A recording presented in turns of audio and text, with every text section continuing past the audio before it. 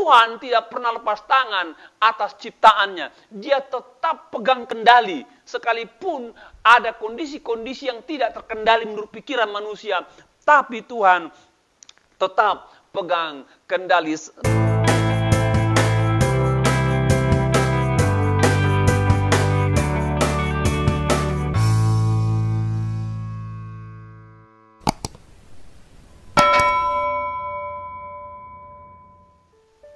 Shalom saudara, kita berjumpa kembali. Saat ini kita akan langsung mendengarkan kebenaran firman Tuhan. Namun sebelumnya mari kita berdoa bersama. Bapa di surga, terima kasih buat hari yang indah.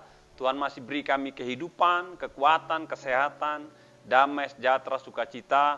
Dan kami tahu kalau kami ada itu semua karena cinta, kasih, pemeliharaan, dan perbuatan Tuhan yang tiada pernah berhenti dalam hidup kami. Engkau sungguh sangat baik. Engkau teramat baik bagi kami Tuhan. Sebentar kami akan mendengarkan kebenaran firman-Mu. Mari Tuhan berkati kami semua. Jamah pikiran kami dan perhatian kami. Jamah hati kami Tuhan. Kau jamah juga pendengaran konsentrasi kami.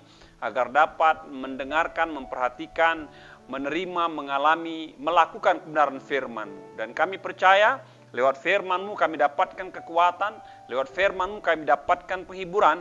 Lewat firman-Mu kami dapatkan topangan bagi kehidupan kami. Dalam nama anak-Mu Yesus kami ucap syukur dan berdoa. Yang percaya katakan, amin. Bapak Ibu Saudara, saat ini akan saya sampaikan firman Tuhan. Judulnya, Allah dalam segala sesuatu. Itu judulnya. Judul firman Tuhan saya sampaikan, Allah dalam segala sesuatu. Roma 11 ayat 36 mengatakan, sebab segala sesuatu adalah dari Dia, dan oleh Dia, dan kepada Dia, bagi Dialah kemuliaan sampai selama-lamanya. Roma 11:36, sekali lagi saya baca firman Tuhan buat kita sekalian pada saat ini. Sebab segala sesuatu adalah dari Dia, dan oleh Dia, dan kepada Dia, bagi Dialah kemuliaan sampai selama-lamanya. Ada seorang pakar bernama Deborah Gill, dia berkomentar mengenai ayat ini, dikatakan, Glory be to God, our Creator, Sustainer, and Exalted Lord, the one who is the source, guide, and goals of all things, katanya. Ayat ini cukup singkat, tapi mengandung kebenaran yang sangat besar. Mengandung kebenaran yang sangat padat. Allah dalam segala sesuatu adalah judul yang saya sampaikan pada saat ini. Apa yang saya maksudkan mengenai Allah dalam segala sesuatu berdasarkan ayat ini? Bapak Ibu, pertama, segala sesuatu bersumber dari Allah. Itu maksudnya. Segala sesuatu bersumber dari Allah. Bicara mengenai ayat bagian pertama dikatakan bahwa segala sesuatu adalah dari Dia. Segala sesuatu adalah dari Dia. Kata dari Dia, itu ada terjemahan yang mengatakan bahwa dari kata dari Dia itu menyatakan bahwa dari Allah lah keluar segala sesuatu. Dari diri Allah lah keluar segala sesuatu. Yang terlihat dan yang tak terlihat. Yang besar maupun yang kecil. Yang ada di alam semesta yang tidak bisa dijangkau manusia maupun yang terjangkau oleh pemahaman atau pengertian manusia. Dari kebenaran ini Bapak Ibu, saya dapatkan beberapa pegangan buat kita sekalian mengenai bahwa segala sesuatu bersumber daripada Tuhan. Tuhan merupakan sumber segala yang ada di alam semesta. Dia merupakan sumber dari segala sesuatu yang ada di alam semesta. Tuhan merupakan penyebab utama segala sesuatu yang ada. Baik yang ada secara fisik atau non-fisik. Yang ada secara kelihatan kasat mata ataupun yang tidak kelihatan secara kasat mata. Dari kebenaran ini kita paham Bapak Ibu, alam semesta, galaksi, bintang yang sangat besar, yang tidak bisa dipahami manusia dengan selengkap seutuhnya, itu berarti berasal daripada Allah, keluar daripada Allah, dibuat oleh Allah sendiri. Ini berarti bahwa kalau saudara pandang bumi ini, kalau saudara naik kapal laut atau saudara naik pesawat terbang, maka saudara akan melihat hamparan laut yang luas. Saudara akan melihat dataran, darat, pulau, benua yang begitu besar. Itu berarti bahwa Tuhan yang menciptakan daratan, Tuhan yang menciptakan lautan, Tuhan yang menciptakan langit, Tuhan yang menciptakan udara. Dia pencipta segala sesuatu. Di dalam dunia ini, di bawah kolong langit, di atas bumi ini, ada banyak makhluk hidup. Binatang-binatang dari berbagai bentuk atau jenis spesies yang sangat berbeda, dari yang kecil sampai yang besar. Dari yang bisa ditaklukkan manusia sampai yang tidak bisa ditaklukkan manusia. Alkitab katakan dari ayat ini, Allah adalah sumbernya, Allah adalah penciptanya, Allah adalah sang creator dari segala sesuatu. Makanya Alkitab katakan segala sesuatu dari Dia, segala sesuatu berasal dari Dia. Bapak Ibu mengasihi dalam Tuhan, ini menyadarkan kita Bapak Ibu bahwa apa yang ada di alam ini bersumber dari Tuhan, apa yang ada di bumi ini bersumber daripada Tuhan, apa yang ada dalam hidup saudara, hidup saya bersumber daripada Tuhan. Apa yang kita temukan, apa yang kita hasilkan, apa yang kita buat itu juga daripada Tuhan. Tidak ada segala sesuatu yang ada di alam semesta bahkan dalam diri kita yang tidak bersumber daripada Tuhan. Itu bersumber daripada Tuhan. Kalau saya mau secara spesifik mengatakan apa yang ada pada diri saudara, pada hidup saudara, tubuhmu, ya, organ-organ tubuhmu, bentuk wajahmu, bahkan organ panca indramu, itu berasal daripada Tuhan. Apa yang kau miliki Bapak Ibu, baik keluargamu, baik pekerjaanmu, baik bisnismu, baik usahamu, baik pekerjaanmu, apapun itu berasal daripada Tuhan. Jadi Tuhan merupakan sumber segala-galanya.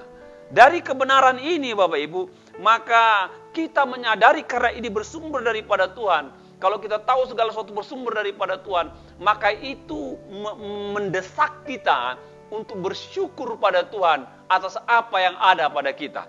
Itu mendesak kita untuk berterima kasih kepada Tuhan atas apa yang ada di dalam diri kita. Namun tidak sedikit orang tidak menyadari kebenaran ini sehingga mereka merasa masa bodoh. Kalau masa bodoh saya rasa ya ada orang banyak seperti itu. Namun yang lebih memprihatinkan, banyak orang yang meragukan akan kebenaran ini. Mereka katakan ini terjadi karena kebetulan. Ini terjadi karena proses evolusi. Namun mereka pun tidak tahu sumber utama dari segala yang dia miliki. Namun sebagai orang percaya Bapak Ibu, kita harus sadar bahwa segala sesuatu yang ada di dunia ini bahkan dalam diri kita berasal daripada Tuhan.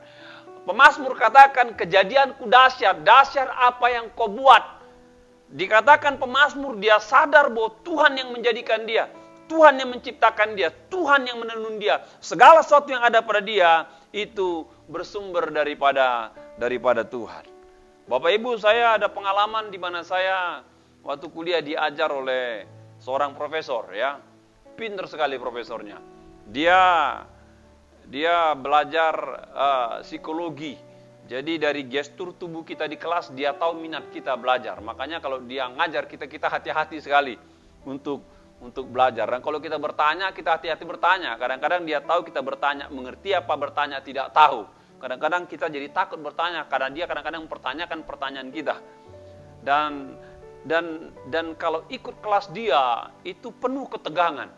Dan secara sepintas kalau saya menilai profesor ini seperti arogan. Karena apa? Karena dia pinter, dia brilian, dia punya jenjang akademik yang tinggi dan dihormati.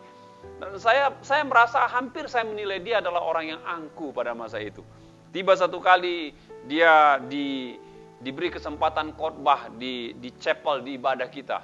Dan ketika dia khotbah, berbeda dia khotbah dengan dia ngajar. Baru saya melihat siapa profesor ini ketika dia menyampaikan firman Tuhan.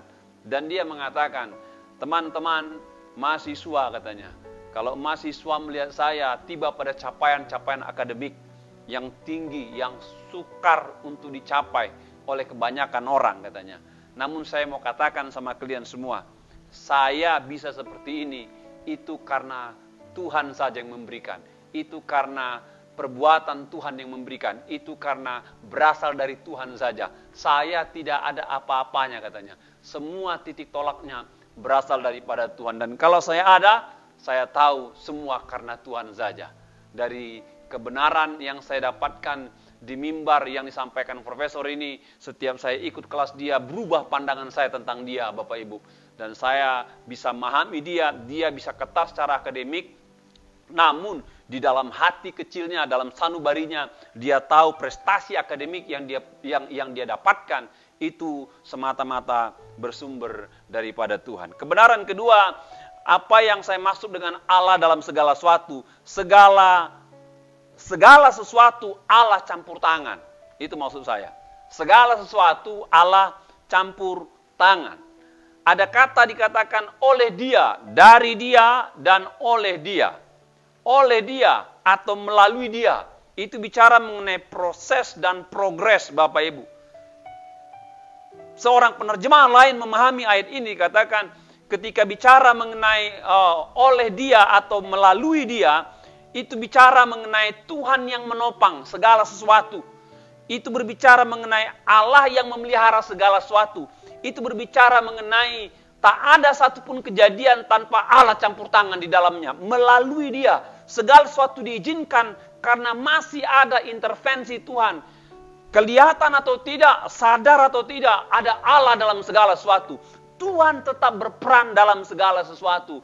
Oleh sebab itu saya katakan, segala sesuatu bersumber daripada Tuhan, dan melalui Tuhanlah segala sesuatu bisa terjadi. Bapak Ibu, dalam teologi ortodoks memahami ayat ini, dipahami seperti ini, Bapak Ibu.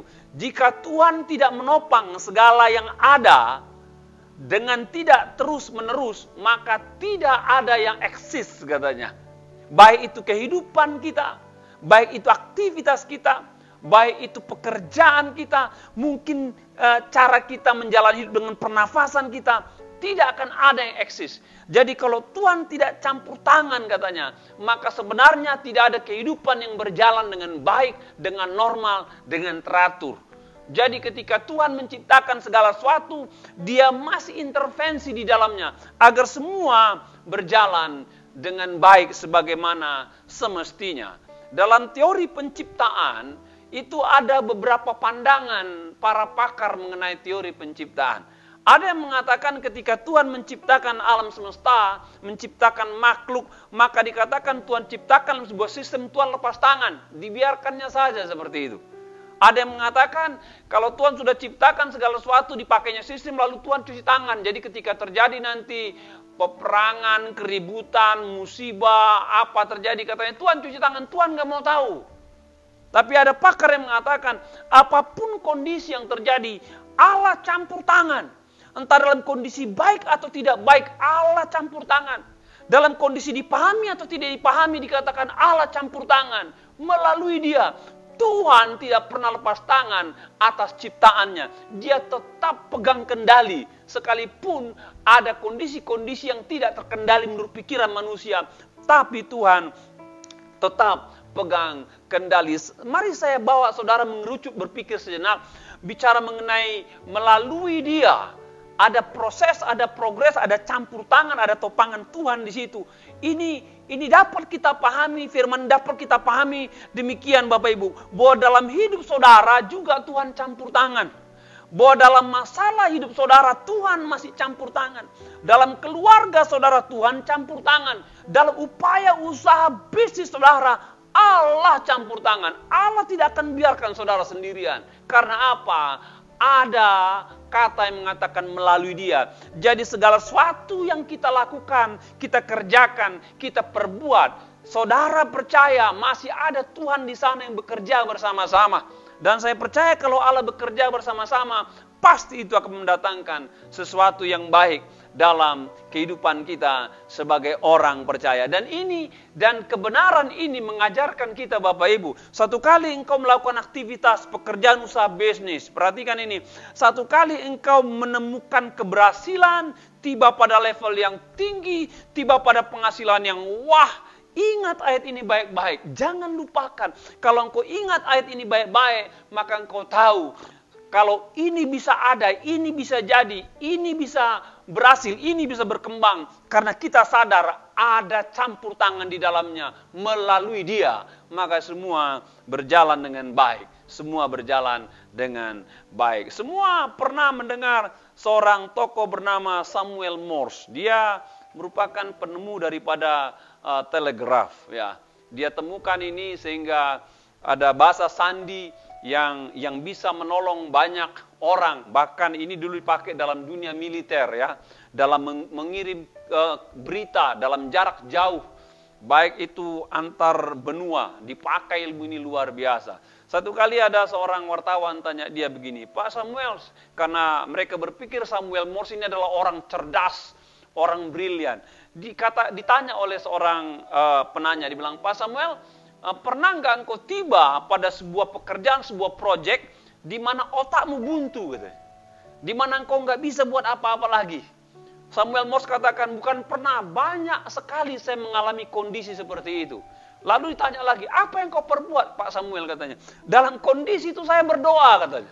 Samuel Morse katakan, ketika dia bertemu dengan sebuah kebuntuan, bertemu pada sebuah kondisi yang tidak bisa bergerak, bertemu pada sebuah keadaan yang dia tidak bisa buat apa-apa lagi, seperti walaupun dia sudah kerjakan sebelumnya. Dikatakan dalam kondisi itu dia datang pada Tuhan berdoa. Mengapa berdoa, kata si penanya? Dia katakan karena ada di sana yang bisa membuka, mengurai pintu-pintu yang tertutup, masalah-masalah yang tidak terselesaikan. Karena dia masih campur tangan. Dan kalau saya, dikatakan, kalau saya menemukan telegraf, dikatakan, itu juga campur tangan Tuhan. Menguraikan pemikiran saya, melihat segala sesuatu. Dan kalau saya menemukan ini, dikatakan, itu ada campur tangan Tuhan. Supaya apa yang saya temukan ini bermanfaat buat orang banyak. Dan dia katakan, jangan kalian memuja saya. Karena saya masih percaya ada Tuhan yang campur tangan dalam setiap pekerjaan, dalam setiap upaya, dalam setiap usaha saya. Sehingga itu bisa terjadi. Bapak, Ibu, Allah dalam segala sesuatu. Allah dalam segala sesuatu. Dia ada dalam hidupmu. Dia ada dalam keluargamu. Dia ada dalam masalahmu. Dia ada dalam bisnismu, dalam pekerjaanmu. Dan kalau nanti Bapak Ibu bertemu dengan masalah-masalah, ingat, Tuhan tak berdiam diri. Datang minta pada dia, maka dia campur tangan. Dia bisa buka pintu, menguraikan segala sesuatu. Dan kalau apa yang saudara upayakan setelah ditunjukkan Tuhan, diberikan ilham pada Tuhan, dan engkau mengalami kemajuan dan keberhasilan, engkau sadarkan diri seperti Samuel Morse, karena itu semua karena campur tangan Tuhan semata-mata. Yang terakhir, Allah dalam segala sesuatu, bahwa segala sesuatu harus kembali kepada Allah. Itu yang saya maksudkan, Allah dalam segala sesuatu. Bahwa segala sesuatu harus kembali kepada Allah. Dikatakan dalam bagian ketiga, dan kepada dia. Dan kepada dia. Segala sesuatu akan kembali kepada Allah. Sekali lagi Bapak Ibu, segala sesuatu akan kembali kepada Allah. Tentu yang kembali kepada Allah adalah makhluk-makhluk hidup. Terlebih lagi manusia. Manusia itu berasal daripada Allah. Ada roh Allah di dalamnya. Dan manusia itu pasti kembali kepada Allah. Kembali kepada Allah. Apa maksudnya Bapak Ibu? Segala sesuatu yang saudara upayakan harus ditujukan untuk kemuliaan nama Tuhan. Itu bagian terakhir. Ya, segala sesuatu yang saudara miliki, saudara dapatkan, saudara upayakan, dan ketika itu sudah berhasil berkembang, saudara harus tujukan untuk kemuliaan Tuhan. Untuk kemuliaan Tuhan. Jangan dilupakan itu Bapak Ibu. Jangan dilupakan. Harus ditujukan untuk kemuliaan Tuhan. Kembali kepada kemuliaan Tuhan. Segala sesuatu yang ada dalam dunia ini Bapak Ibu sifatnya sementara. Tidak ada yang abadi. Ya. Alam semesta juga sementara. Langit dan bumi sementara.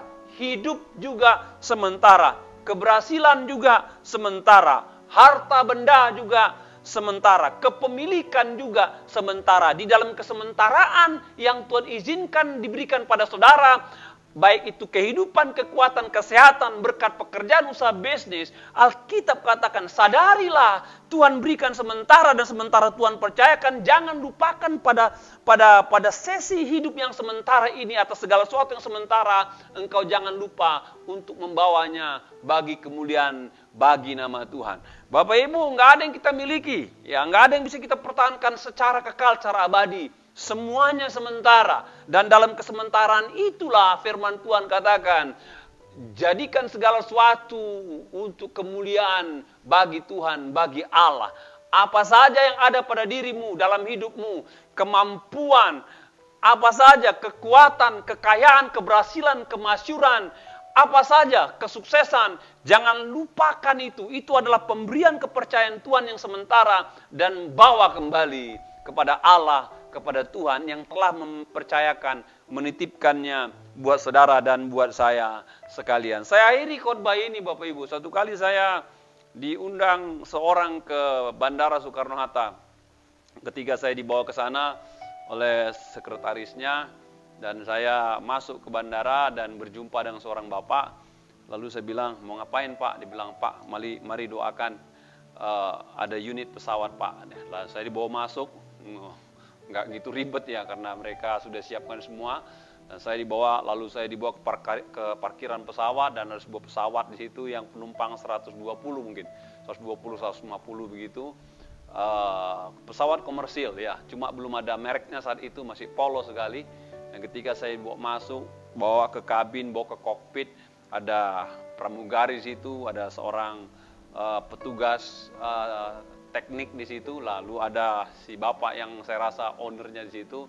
Lalu saya bilang, ini pesawatnya mau diapakan Pak? Dia bilang, Pak, puji Tuhan kami bisa membeli pesawat, dan ini semua karena kemurahan Tuhan, kata bapak ini. Lalu saya bilang, apa yang harus didoakan untuk pesawat ini? Saya bilang.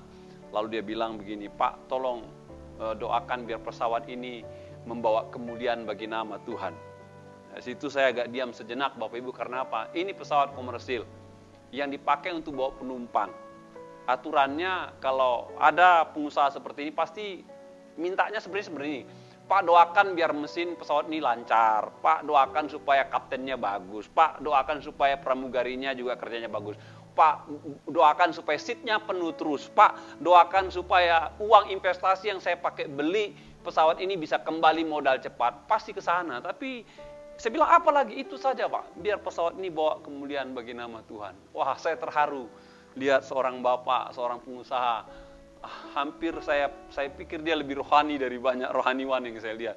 Dan saya tanpa panjang lebar, lalu saya gandengan tangan sama mereka, dan saya mendoakan pesawat, lalu saya pergi ke kokpit mendoakan dan salaman sama mereka semua. Setelah itu saya turun dan saya pergi.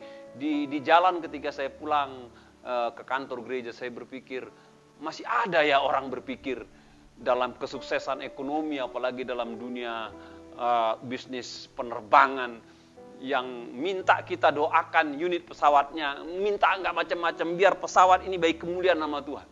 Nah, itu terharu. Buat saya itu sebuah keharuan, dan saya percaya pastilah Bapak ini seorang anak Tuhan yang sungguh-sungguh dia tahu kalaupun dia punya keberhasilan di dalam usaha bisnis penerbangan, dia tahu bahwa itu juga bisa dipakai untuk memuliakan nama Tuhan. Bapak Ibu, Allah dalam segala sesuatu.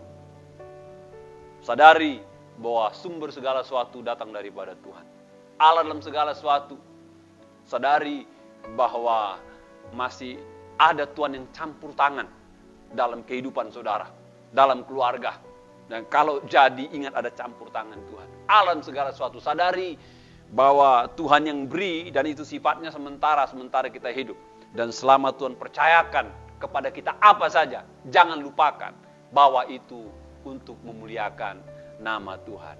Mari kita berdoa. Kami bersyukur pada Tuhan buat hari ini karena kami telah mendengarkan firman-Mu.